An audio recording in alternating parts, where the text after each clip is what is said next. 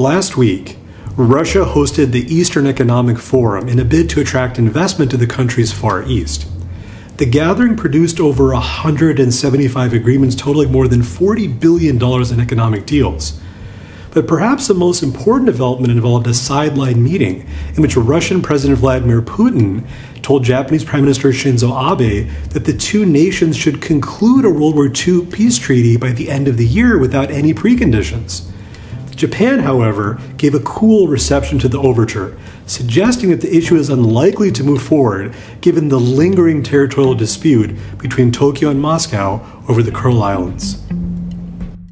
Next, let's turn to East Africa. The rapprochement between Ethiopia and Eritrea continues gathering momentum as the two countries open their border for the first time in 20 years. Now, one country watching this development closely is Saudi Arabia. This week, Riyadh is reportedly hosting the leaders of both countries for a summit. Like the UAE, Saudi Arabia has played a key role in trying to resolve the long-term dispute between Ethiopia and Eritrea. This is because from Saudi's perspective, Eritrea factors into its rivalry with Iran, since Iran was one of Eritrea's few friends.